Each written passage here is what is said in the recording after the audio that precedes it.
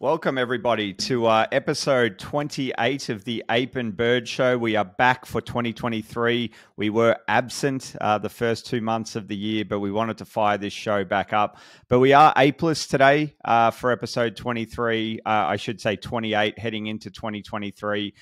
Steve has quite a bit going on in his life at the moment. I don't want to talk too much to that, but I know that he's eager to come back to this show when he's available, but we did want to do a show. So it's just going to be me today. I can remember, I think I did one show individually last year in 2022. It was definitely a weird experience speaking the whole time and not having someone to bounce some thoughts off. But I've done a little bit of a show notes here. We've obviously had a lot going on in the first 2 months of the year, so we're going to recap a couple of things that I've been thinking about, and we're also going to go into the Proof and Moonbirds drama, particularly the Proof that I've certainly been affected by personally, and sort of probably been caught off by guard in particularly February. And I'm going to give you my sort of honest thoughts. I'm not going to sugarcoat anything in that. So I've sort of been giving that quite a bit of thought over the last couple of weeks. But we're going to talk about a variety of topics today. I don't want this to go too long, given that it's just me today, your host, Greg Oakford, for the Ape and Bird Show. I think we left you all last year with a special collaboration show with the Ben and Berg Show, which was really fun. Personally loved recording these podcasts last year, and certainly want to get back into a rhythm in 2023, and really looking forward to Steve returning whenever that might be. So without further ado, we do have Steve here today. So this is actually, you can see for those that are looking on the video, this is the gold ape that we got tagged on, I think, either our ref shirts or cap. I can't remember, but I did have some time with Steve IRL in January at the tennis. Met Steve's wife too, so shout out there, and a lot of the NF Teams community, which is honestly one of the more stickier NFT communities that I've seen. When you think about the market that we're currently in, sports loving NFT enthusiasts, and just a great time again that we had at the tennis, and thanks to Ridley too at Australian Open that looked after us with the tickets. So without me waffling on too much more, let's get into the show. So I think, the biggest topic in NFTs, at least from my perspective over these first 2 months, has been Blur. Just a continued emergence of Blur taking market share away from OpenSea and really rattling the cage of OpenSea. We saw the Blur token that was dropped, I think on Valentine's Day, so about just over shade over 2 weeks ago now, which really, put a lot of liquidity into the NFT market. We saw sort of floors of most projects pump at least for sort of 48 to 72 hours. And we've seen like a lot of bidding now that season 2 Blur has started. There's still a lot of bidding going on. There's still a lot of liquidity in the NFT market.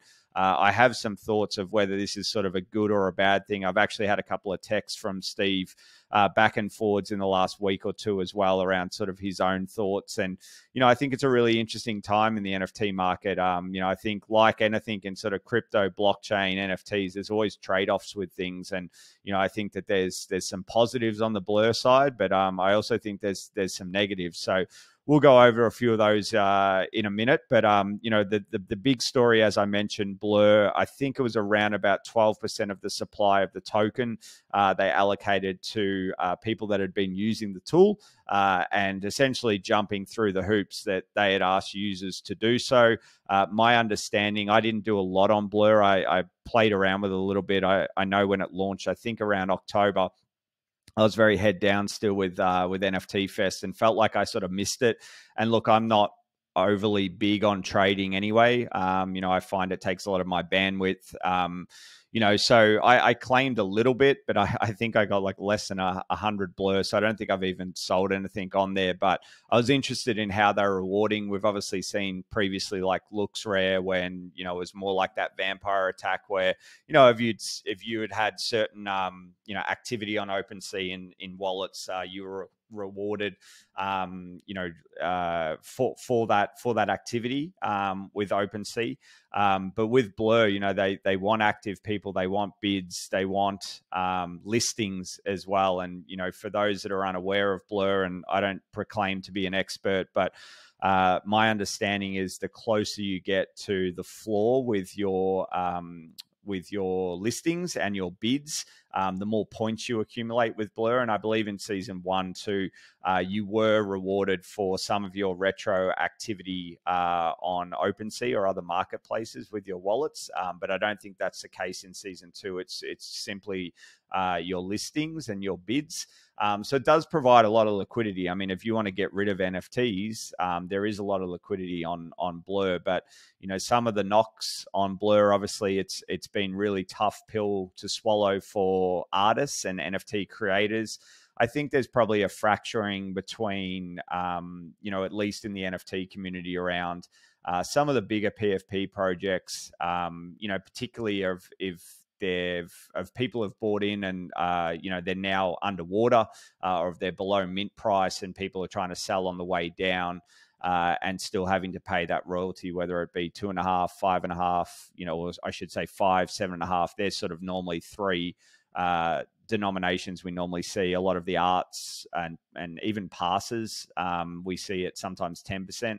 I know sort of VFriends has been at 10% as well. So I can see it on both sides in terms of collectors and traders that don't want to pay that royalty, particularly if they're underwater on that particular NFT or project. But I think for me personally, we've been talking about this on this show previously. Steve said all royalties are going to zero. I think he wasn't too far off, given that OpenSea, and I don't want to digress too much, but OpenSea, really surprised me.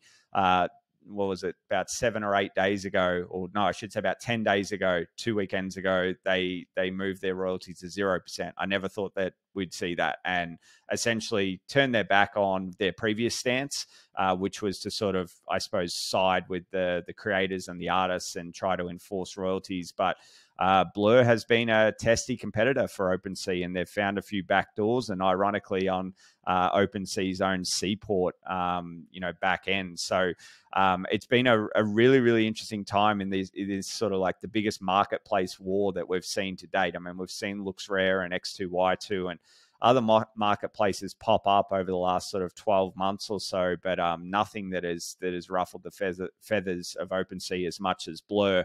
But going back to sort of royalties, I think, unbeknown to me at the time, I would say the first time I heard about royalties actually being, enforced at the marketplace level rather than the smart contract level probably would have been, I would say, late 2021 or early 2022. I think I was actually listening to an A16Z podcast, and guy was explaining there, that it's not necessarily a dirty little secret, but a myth that people think that those royalties were enforced at the smart contract level.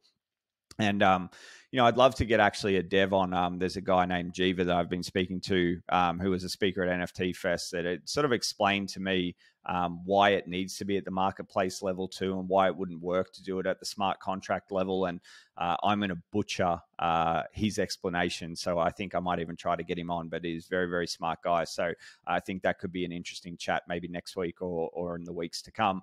But ultimately, back to the point around royalties, this was a big promise of NFTs. How many times did we hear creators, entrepreneurs, even, Gary Vee? I don't think he probably knew either that it was, this was coming, because, we would hear the phrases, royalties paid in perpetuity forever. And, that promise has somewhat faded. Now, I don't know whether this is just a short-term thing or whether this will remain for good. But I think particularly on the artist side and sort of the creator economy side, when we haven't spoke a lot about music NFTs on this particular show, but, I think that was a really, really cool promise to reward creators. And, there's always going to be discussion around what that percentage should look like in terms of royalties. But I think, you as the buyer, if it's transparent out of the gates, and you can see it's going to be 5%, on every sale back to the artist or the creator that made the piece, then I think that's pretty fair. And I still think it's a really, really important thing. I've had discussions with different people in NFTs and friends over the last sort of couple of months, and people have varying opinions, and people think that traders and collectors should have a bigger say, and they're probably getting rewarded more at the moment now with sort of this race to the bottom with royalties. So I think it's a very, very interesting time in NFTs. I mean, the other discussion that we've been seeing, and I thought of this myself, and I think it was probably even some of Steve's sentiment on one of the texts that he sent me was, we are now moving from NFTs where, there was a lot of sort of emphasis put on the rarities of NFTs. I have a hoodie moonbird. Steve's obviously got one of the most rare apes, and I think Steve's okay right now. But, really my moonbird just feels like a floor bird now. And, up until Blur, I mean, there's a couple of reasons. I think that CC0 probably has a little bit to do with that too. I don't want to rehash too much of the Moonbird stuff, but I still think for the ownability, if you're using a PFP, probably IP rights just feels like it's a little bit more yours. I know there's going to be a lot of counter arguments to that, but I do feel like that is the case. But then when you look at, unless it's a top tier project, and I wouldn't classify Moonbirds in there anymore, I think it's sort of clearly Punks, Bored Ape, and Azuki maybe, pushing up their mutants obviously as well, that are holding the floor really well, sort of around that 15 with Azuki. But ultimately with Blur, it's sort of it's almost made nearly every NFT a floor NFT. You don't see a lot of above floor, and I think previously mid tiers were always probably a little bit in no man's land in NFT land, but ultimately now you're not seeing a lot of people that are actually going for NFTs that they aesthetically like, and I think that's a bit of a shame. And then also, we look at Blur's UX, and a lot of people like Blur as a tool, and I've used NFT Nerds over the last sort of 10 to 11 months and really like that tool. I haven't used it a lot because the activity of my wallets in the last sort of 6 months has grinded to a bit of halt. But I think there's a lot of cool features of Blur, but the actual image becomes very secondary on Blur, and so people are not even really looking at the NFTs. So ultimately, are we in a place now where NFTs are just shit coins with a picture? Now that sort of phrase has been thrown around by many people, including Kobe, and my friend Boot has said the same thing sort of recently. I don't think we've got to that point completely yet, but it's certainly trending that way. And, I think that's a little bit of a worry in the short term, to be honest, because, I think the promise of, developing NFTs and having these digitally scarce assets that people actually gave a shit about was important. It was certainly one of the things that enticed me into this. But it's very difficult. I often try to zoom out, and I think that it's like, where are we in the adoption of NFTs in Web3? Are we 5 years away still from actually your next door neighbor, or having at least 5 to 7 of your closest group of 10 friends that actually give a shit about NFTs? I really don't know what the answer is. So sometimes I feel a little bit sort of dejected. I'm like, where are we right now? We've obviously come off massive highs that the air started going out of the balloon in May, and we've spoke about that at nauseum. But it's a very, very interesting time in NFTs for me. We've seen obviously Franklin and Machi Big Brother have been sort of the two big market makers on Blur. I think we saw something like 78 apes that were sold into bids that were mainly Machi Big Brothers by Mando and OSF the other day. So having that much liquidity for apes, and then we saw the floor, probably a delayed drop in the floor that floor went down to, I think, momentarily in the high 50s, but then has bounced back up. I think we're already back into sort of the low 70s, and seems like apes, whenever they get into that 50s range, always have a rally. So it's just an interesting point I thought I'd point out there. So that's probably enough on Blur. I don't have sort of probably a strong take either way, other than saying I think there's a lot of trade-offs with what's happening. We've had some short-term liquidity. We'll probably get more liquidity too, but as many people have pointed out, if the Blur token does tank, like some of these other coins have done previously, like Looks Rare, etc. The incentive for these big market makers to be providing liquidity in the NFT market is going to diminish. And then do we see floors drop? I mean, that's probably a realistic outcome, but who knows, right? This is the land of NFTs in crypto, and we never really know the true answer. But as I speak, I think ETH's at about 2,400 Aussie. We've seen it sort of reasonably up this year, like nothing like we saw in 2021 or the start of 2022, but Bitcoin, Ethereum, and some of the coins have had mini rallies, which has been nice to see a little bit of green, and it's not nicer than seeing red candles, but ultimately it's been a busy first couple of months. It's never a slow couple of months in NFTs. Some of the other things I wanted to mention were sewer passes. So we've seen sewer passes. We saw the golden key sewer pass sell for, I think it was 1,000 ETH or close to it, just 2 days ago. So congratulations to the seller and the buyer there. We've had a couple of birthdays. So Azuki turned 1 year old, I should say. Cyber brokers as well. I believe that was only yesterday or the day before. I remember I minted 5 cyber brokers when that happened. Sold 1, and I'm still holding on to 4. We actually had Josie on a special Spaces in January. Josie Bellini, the founder of Cyber Brokers and also the lead artist, and she was amazing on Spaces. A really fun conversation. So we might actually put that out as a bonus episode for the Ape and Bird listeners if you didn't catch that one live. We've also seen sort of the open edition meta and the emergence of Manifold, that the tool that just seems to self-service tool that seems to get better and better.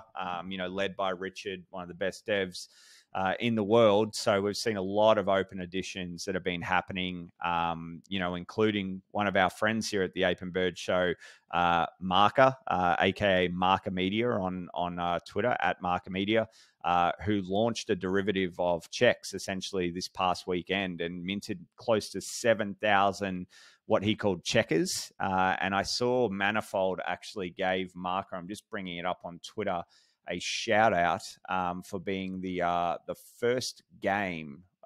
Here we go. Manifold tweet: checkers by @Marker a fully playable checkers game based on checks. So Marker did a open edition mint over the weekend, this past weekend, for US dollars $6.90 per mint. Now, I am going to butcher, actually, and that's not a pun to Jack Butcher there, but I'm going to butcher what is involved in this game. I was actually away myself and missed the mint, so apologies, Marker. I would have loved to mint, but I was away in the country, and I did see some DMs in some group chats I'm in with Marker, and we were all very, very pumped up for him. But ultimately, I think there's a burn mechanic here, as I'm sort of scrolling his Twitter thread, where essentially you can burn to get certain checkers, certain colors on the board. So it looks like a really innovative thing. I think Mark has been sort of scheming about stuff like this, what is possible with these types of fun games for a very low entry cost, right? $6.90. you don't think any of those minters are going to be holding Marker accountable to like some of these big PFP projects that have taken a huge cash injection up front for some of the projects they're building. So we might even get Marker on and tell us about this game next week if he's available. I know he's busy with NFT Melbourne as well, that we're going to touch on shortly. But shout out to Marker. We also saw Snoop Dogg do an open edition music NFT. So I minted one of those. That was probably about 3 weeks ago. We saw Nest Graphics with the money printer go brrrr. That's a terrible sound effect. So apologies for anyone that's listening to that. I did my best. Terrell Jones. So Terrell is an artist that I actually interviewed 2 or 3 days ago for Cointelegraph. So I've started to write for Cointelegraph. If you Google my name with Cointelegraph, you should be able to see the 3 articles that I've had published so far, and they include Justin Avasano, probably the man in NFT photography, Amber Vittoria, and also Grant Yun. So Terrell is up next week. One of the questions that I've been asking these artists too is, what are some other artists that they're looking at and who our readers at Cointelegraph should be paying attention to? So Terrell gave me 4 names. And I've been looking at those 4 names, and they all range with sort of like 4 to 14,000 followers on Twitter. But I'm very interested in art. I've learned a lot over the last year in the proof ecosystem, and I think it's to me it's less stressful than PFP land. There's not as much expectation to be constantly adding and when airdrop, etc. So finding some of these artists before they really pop off is an interesting thing, and something that I've been spending a little bit of time on, and really enjoying getting back to my old writing days. I haven't written for a while, so it's taken the brain a little while to sort of get back in the groove. But Terrell Jones, back to the open edition mints, had a couple of open editions, and he had some burn mechanics with that, where you could burn 5 of his open editions to claim a different NFT that had better scarcity. So it's really cool to see some of these artists sort of playing around with these burn mechanics for their art. But definitely check out Terrell. I think his handle is at Terrell, so TERRELL Dom, at Terrell Dom, but his name is Terrell Jones. In early January, we really saw the memes, and probably all the way through January, we saw the memes popping off by Punk 6529. And if you haven't listened to 6529 on the Bankless podcast about 3 weeks ago, highly recommend you do. Fantastic episode. One of the interesting things I didn't touch on before with Brrrr was the impact of 1155s, ERC 1155s that are currently not on Brrrr. So it has seemed, or it appears that if you've been a project with 1155s, you have been hurt because there's a lot of liquidity on Brrrr. There's a lot more attention on Brrrr. And we know in the NFT market, attention is the holy grail. So it's been interesting. I mean, the memes are certainly by no stretch of the imagination dead. But I think we saw even the first GM, which was like the floor of the memes, that ran up close to, I think, maybe 0.4, 0.45. I actually had one myself. I sold that at about 0.3 or 0.36, I think. And that's down to about 0.15 now. But I know some of the other more scarce memes have been holding up. And I think that that's just a really creative, innovative project. But similar to sort of whitelist grinding back in the day, allow list grinding, it's very hard to keep up with all these new mints and all the hoops you've got to jump through to get onto those lists. But shout out to the memes. I wanted to talk about Doodles, Moonbirds, and CloneX. I think we've really seen them struggle, this year in 2023. I think that they were struggling a little bit in the back end of 2022 anyway. But, we sort of, I would probably say, Azuki, Doodles, Moonbirds, CloneX were all in the same bucket. And then, with Punks and sort of Apes being the two standouts, outside of sort of the big art projects like ringers and fidenzas and squiggles, etc. We're really seeing doodles, moonbirds, and clonex drop off, and floors. I think clonex sort of got into the mid fours, maybe even the low fours. They've had a little bit of a rebound. Doodles, I think, got into the high fours. Moonbirds probably the high fives. Moonbirds have got big announcement tomorrow. I'm quite concerned as a holder. I think that I'm going to touch on some proof stuff in a second, but we are seeing Moonbirds in anticipation of that announcement run up to close to 7 right now. But I would say I can actually remember Moonbirds touched on 10 ETH very momentarily, and I think that was probably just after the blur drop of their coin a couple of weeks ago, but retraced pretty quickly. And I think part of that was the cancellation of proof of conference. But I'm gonna loop back into proof in a second. But I think it's been interesting, like, again, with those 3 projects that I mentioned that are just struggling to keep holders happy. I think in variety of different ways. And people are getting a little bit antsy. We are in a bear market still, even though we've sort of seen ETH price be a little bit more healthy this year and a little bit more stable. We haven't seen sort of that dedication or that confidence in those projects as we once saw. And again, zooming out, it hurts when your own bags are loaded of some of these things. But ultimately, I think this is part and parcel of sort of where we are in the market too. And it'd be interesting to see how those 3 projects go. So Bitcoin ordinals. What an interesting one that one was too. This new meta almost began with minting, using the Bitcoin blockchain. I think a lot of Bitcoin maxis that just want the chain preserved for currency only, and the 21 million Bitcoin, obviously not with 21 million currently in circulation yet.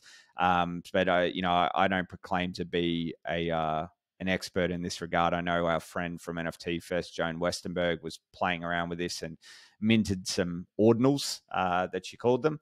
I just think it's another sort of attention grab. I didn't jump in there. I felt like it was too difficult technically.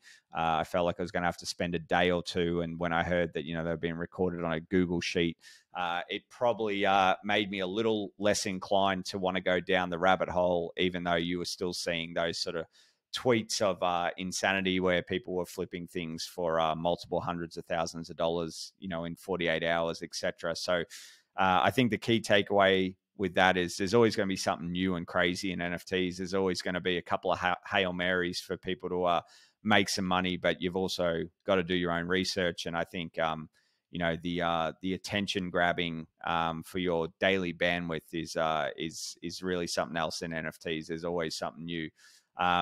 So shout out to anyone that did mint some Bitcoin ordinals or pick up some Bitcoin ordinals, some NFTs on there. I know that On-Chain Monkey did something that their holders were quite impressed by putting On-Chain Monkeys on Bitcoin. I think they were the first PFP project. So shout out to anyone that has got On-Chain Monkeys. All right, what are we at? 27-minute mark. So I'm going to give a couple more shout outs to some things that I think are important to sort of recap in the first part of 2023. So the Super Bowl, and this crushes me to say it as a Philadelphia Eagles fan. Losing by 3 points to the Chiefs, it was, as a neutral fan, I'm sure it was a much better game than previous Super Bowls, but it was a little demoralizing. Terrible penalty call by that ref at the end, but we won't get too much into that. But the Digi Daigaku, I hope I pronounced that right, with Gabe. So, I think probably the sentiment was a little bit underwhelming. Again, my understanding of what happened was essentially it either got front run by Degens, and the mint, I think there was 8 or 10,000 mints, were pretty much out by the time. It was meant to be a live mint with a QR code on the Super Bowl ad, and by the time they got to the ad, I think it was already minted out. So people were scanning the QR code. And if you remember the year before, Coinbase actually had that sort of like almost like that Tetris style QR code that was moving around the screen. And with this one, they either purposely redirected after it was either a stuff up, or the fact that they had minted out, they made a very late call to ensure that the QR code didn't go to a sold out mint page. And instead it went to Gabe, the founder of Digidaigaku and Limit Break, the company or overarching company, went to his Twitter page.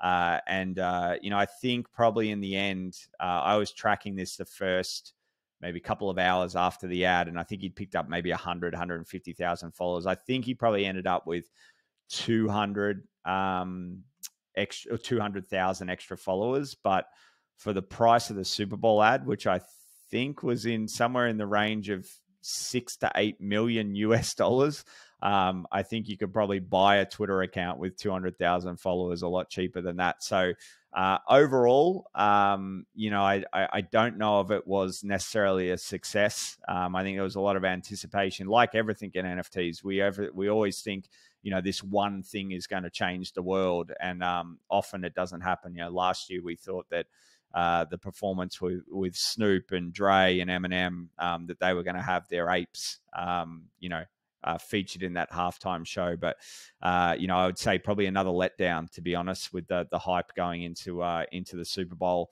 and the hype this year going into this ad with Digidaigaku.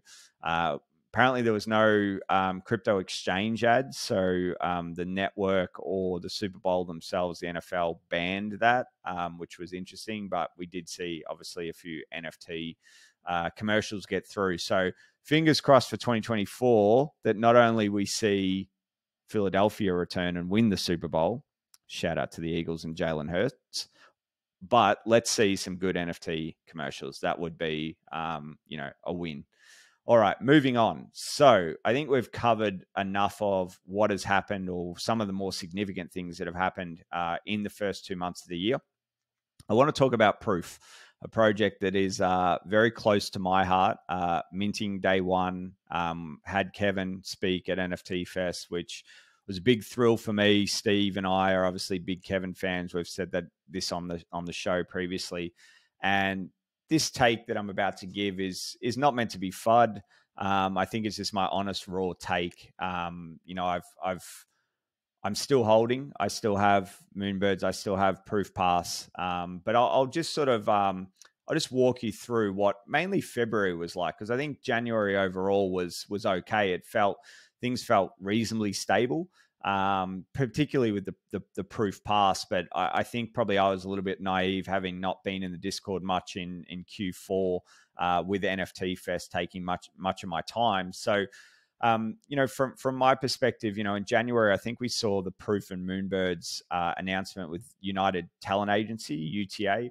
And Kevin had spoke about Moonbirds being this is their year. 2023 is the year of the Moonbirds. And, I was reasonably confident, with my Proof assets. I've got quite a few Proof assets. And, I've had my confidence shaken, no doubt, in February. And the reason being is, Grails 3 was a huge success, massive success. And shout out to sort of the head of art there, Eli, at Proof. And I watched the reveal. I actually didn't mint a Grails 3. I sold my pass. And it's not because I am not a fan of the Grails. I just needed some liquidity at the time. But ultimately, I think the Grails product is amazing. And I think Grails 3 was the best one. I mean, Grails 1's always going to feel very close to my heart. It was in a different time in March, like sort of last year. It was the first time we were doing it. There was so much speculation in the Proof Discord. And I ended up minting the Protoglyph, which was, sort of the best one to get. So that one's going to be hard to top for me. But in terms of probably just everyone and sort of people viewing the Grails 3 reveal video. It was highly produced. Kevin actually wasn't on it. He was sick, but you had Grant Yoon, who I mentioned before. You had Carly Riley from Overpriced JPEGs, Derek Edwards, you had Eli, you had Justin, also the co-founder of Proof. And it was just really, really well put together. And, the reveal was great. There's, a couple of the good artists there. Matt Kane, the artist responsible for Gazers. Josie Bellini, who I mentioned from Cyber Brokers before. Her piece titled Her looks incredible. And then 48 hours after this amazing Grails 3 release, like I remember going for a walk, probably the day that Grails happened, like the video.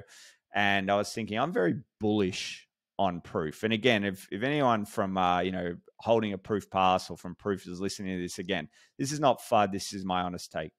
And I remember going for a walk and thinking, I'm super bullish on Proof, as in the pass and the collective and the art side. Like Moonbirds I've used a Moonbird since April last year when they minted it. I love the community, and a lot of my friends are Moonbirds holders, and, Proof Collective, that was our PFP for the collective, right? It wasn't going to be this card. It was going to be the Moonbird.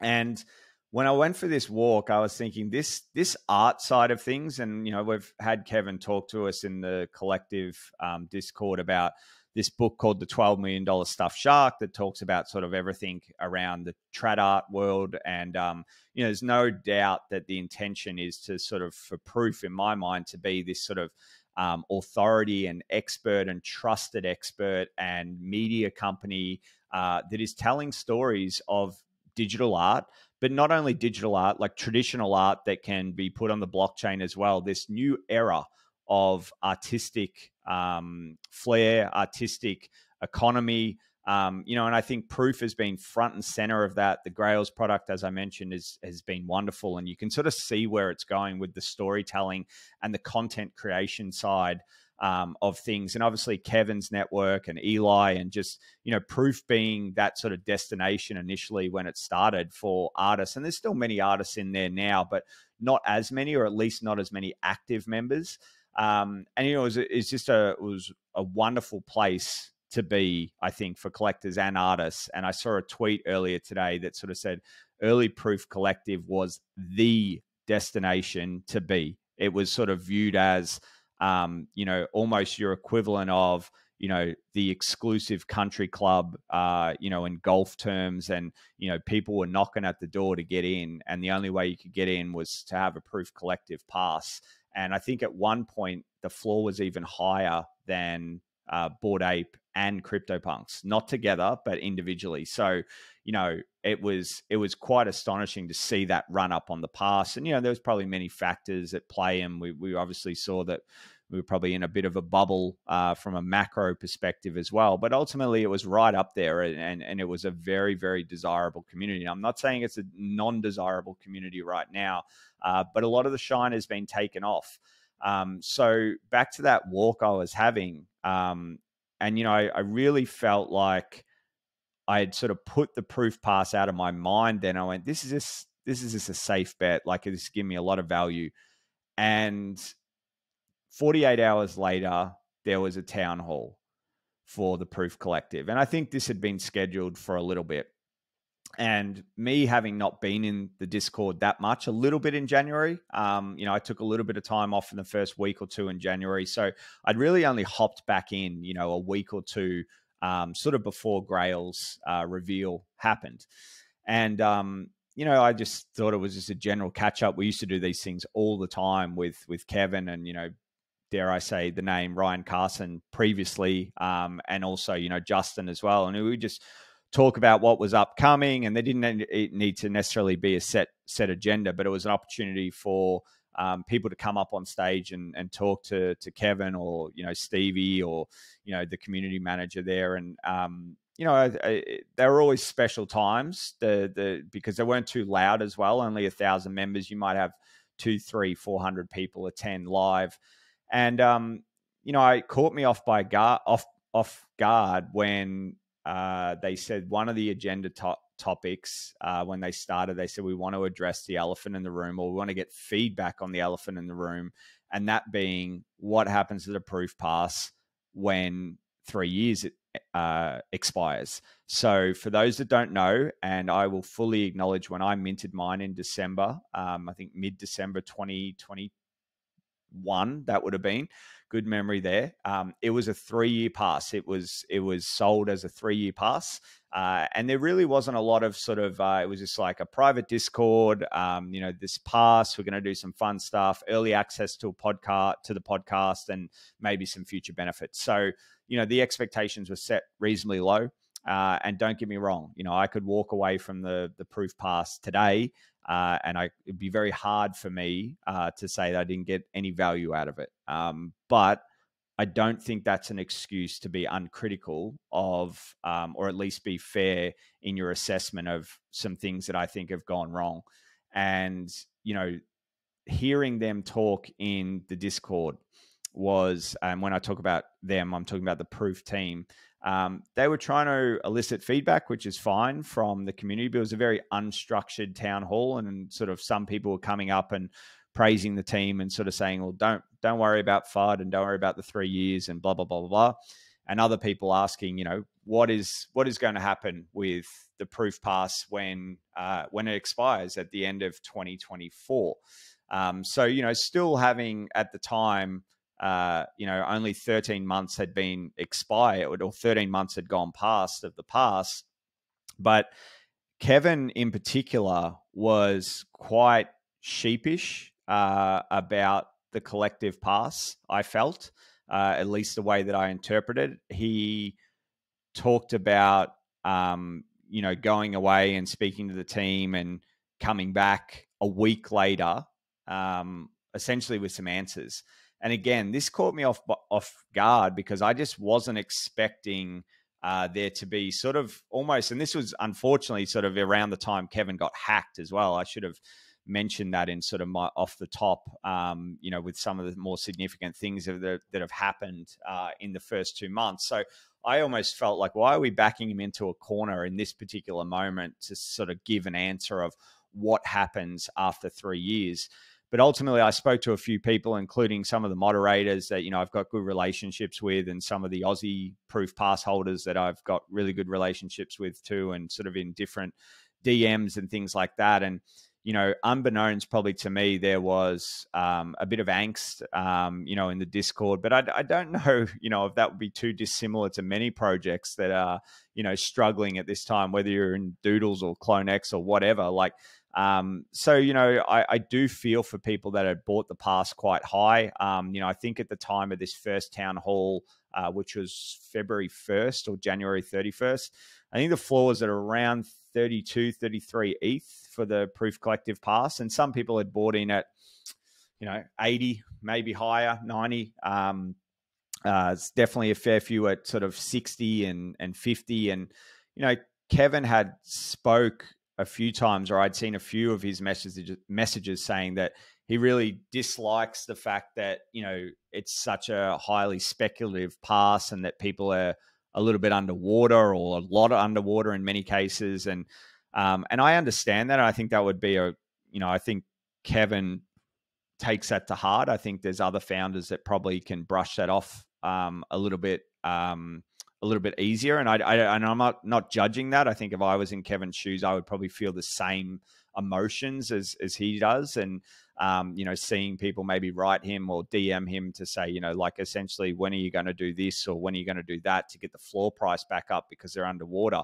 And, Steve and I have spoke about this on this show before, and something I've never been able to reconcile in NFTs. And I think Steve probably has more of a pragmatic approach as a founder than I do, in terms of like, I've just never been, as I wrestle with the thought of like, how do you service someone that is bought in at 80 ETH versus me that's bought in at 1 ETH? Now, of course, I want the floor to remain high, naturally, but those expectations are so disjointed. But it's not just the proof pass. This is pretty much every NFT that, there's an open marketplace. There's a reason why we're in NFTs. It's an open marketplace. We're collecting these things. We're trading these things. There's a market there. And, I think the same thing has happened for Moonbirds. People have bought it at 40 ETH. and the floor's at 6.5, 7 right now. So it almost felt like Kevin was trying to take the air out of the balloon with the speculative side of the proof pass.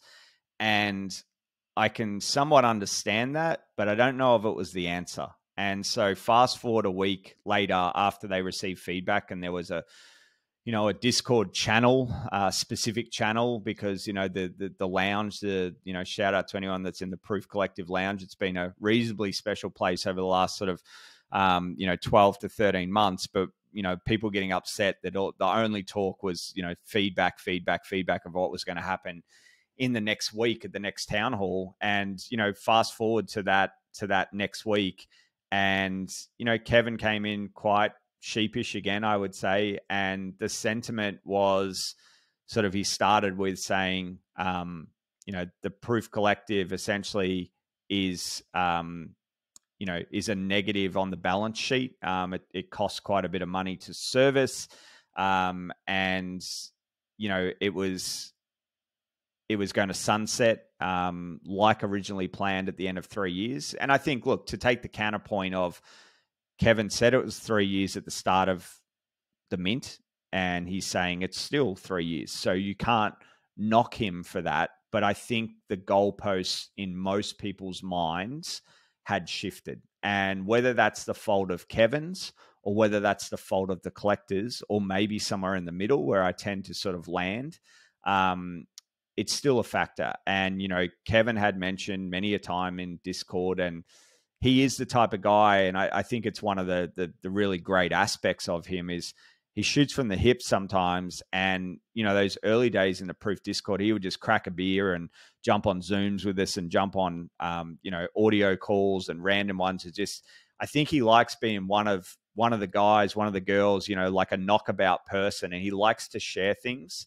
But I think he had his trust, particularly as we saw the downturn and this like bear market that he probably hadn't experienced from an NFT perspective. I know he's been in crypto for a while, but this public spotlight of building in front of people and holders, and people having direct access to him on a daily, hourly, and minute basis, I think probably has got to him a little bit. I think that he's even admitted on these town halls that it's probably not as fun for him at this given time. And he had mentioned a few times that, there'd probably, not probably, but there potentially could be a season 2. Maybe he would, after the 3 years, maybe he would open it up to 2,000 people. So, the 1,000 initial OG or Proof Pass collectors, collective members would roll their membership over to the next one. He had mentioned, essentially the sentiment, I think, for most people was, when the Proof Collective Pass started, and I apologize that I'm probably waffling on a little bit here, and if I had Steve to sort of pull me up, but I'm going to keep battling through this because I think I got a good point here.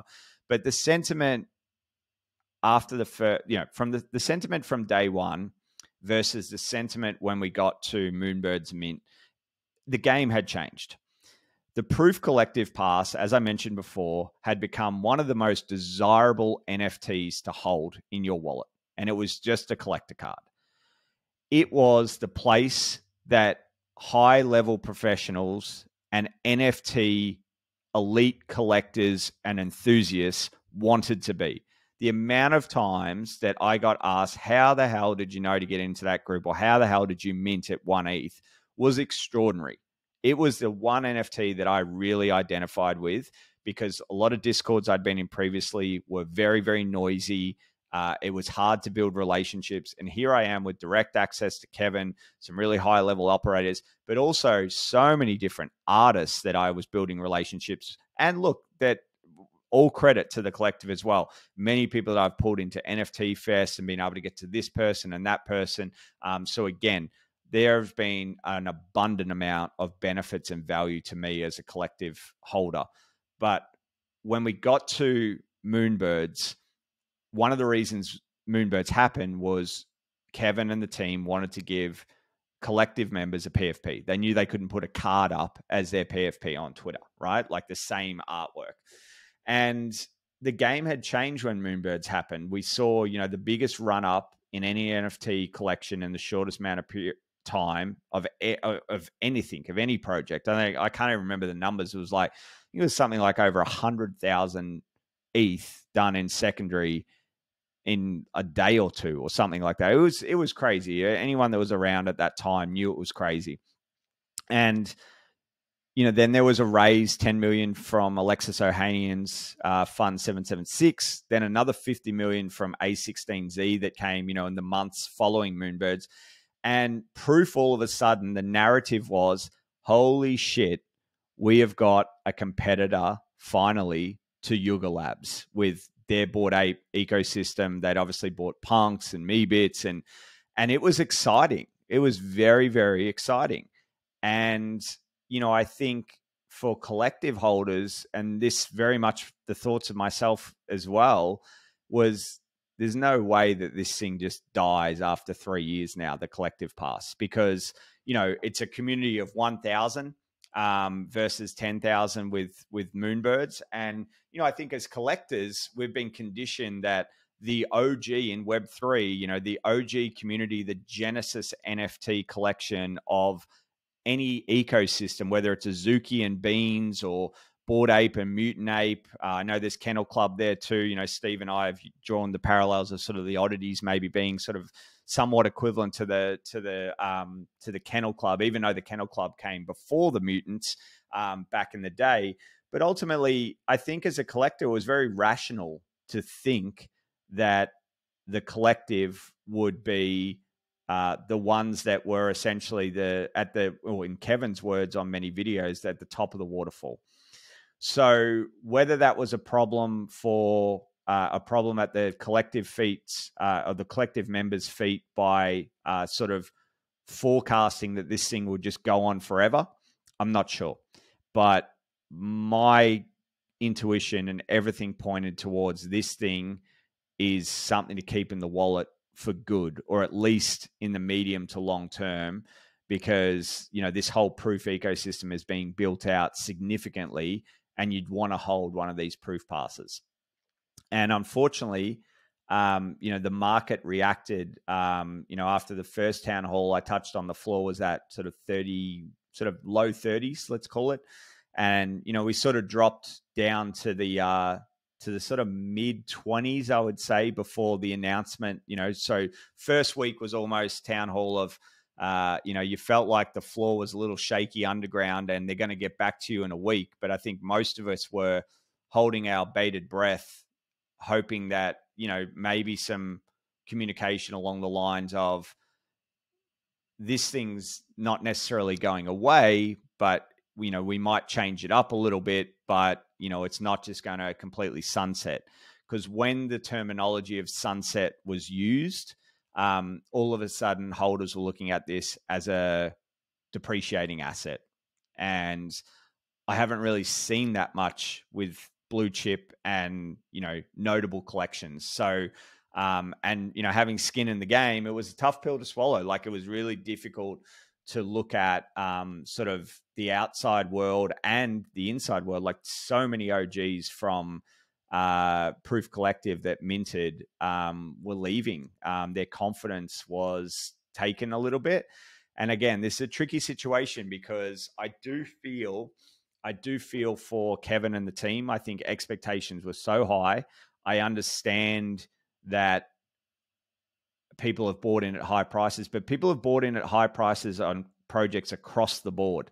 And I remember listening to Gordon and Gaga last year, I think on the Full Send podcast, and they were talking about, we don't talk about flaws. And, they sort of just brush it off. And, I know that's tough for a founder. I can empathize with that, but I don't know if the answer is cratering your own flaw. And I think that's what happened. I think that there could have been a soft landing with the comms that they crafted, and instead it was a very hard landing. And, February's been really tough, I think, for the Proof team, for Proof Pass holders. Some Moonbirds holders probably thought that it was a win, that maybe like the Proof Collective Pass was going to be out the way, and now we'll focus on moonbirds. And maybe we'll hear more about that tomorrow. And that's why I wanted to record the podcast today, because I don't know what's going to happen at 7 a.m. tomorrow. It's a YouTube link, so it's a YouTube video. It's going to be, originally it was going to be an update just on moonbirds. It is now apparently going to feature a little bit about the future of the Proof Collective. I am nervous about it, and that's why I wanted to record the podcast today. I wanted to give you my raw and authentic thoughts before there's an announcement. I'd love to be proven wrong tomorrow, and all of a sudden there's some different crafted words around the Proof Pass in particular. But we have seen floor drop, as low as people were selling for as low as in the 13s on Brrrr, I think. And look, Kevin did mention, one of the other reasons that the Proof Pass was losing money was they weren't getting any royalties anymore because people were selling on Brrrr. And I can understand that, but I think it wasn't taken too well, given that everyone that was on that Discord chat was still in there and was still holding. And it sort of felt like it was we had been told off a little bit by the school principal. Look, things have bounced back a little bit. They've seen a little bit of a rally, but ultimately a lot of people now are doing the math, me included, to go, okay, well, they've said there's 5 grails left in before the end of 2024, as well as some other drops. And I have no doubt that they will honor all of those. I think they're a very transparent and great team. But it just, February just knocked the wind out of the Proof Collective sales. And when I'm not talking about sales as in both really, knocked the wind out of the sales of the boat, but also, the sales we just saw at prices I didn't think we'd get back down to. I would say disappointing. And then, followed that, we saw the Proof of Conference cancelled. I had tickets and flying into LA for that, as well as VCon. I'm still tossing up whether I go to VCon. I think I will. But ultimately, those events were going to be back to back. So really disappointing that Proof Conference is not going ahead. There was still 11 and a half weeks to go. Sorry, I just saw my face get delayed there. So I think my internet or computer is about to go haywire. So Steve, if you're listening, everything is still normal at my land with my computer. It still needs a new one. But ultimately, 1,300 tickets had been sold. They were all NFT tickets, which I thought was pretty cool. But I wonder if transparency sometimes is a negative thing. As an event runner, as an event organizer with NFT Fest, I don't know if it's always in your best interest as an organizer to have a transparent ticker on your website, or, a smart contract that is telling people how many tickets are left. I don't know of many organizations that sell tickets would have a big countdown, ticker that says this many tickets left, that many tickets left. Some of the marketing strategies that you use as an event organizer go out the window when you've got that level of transparency. And some people might say that's good for the consumer. I'm not sure if it is, to be perfectly honest, in this given moment. Hopefully it comes to fruition in 2024. But I thought it was disappointing. I'm sure their budgets were quite large. I'm sure there were other reasons maybe behind the scenes, but having gone through different waves with NFT Fest, you do get a big influx of tickets at the start in your launch. And, Proof had 1,300 in their launch.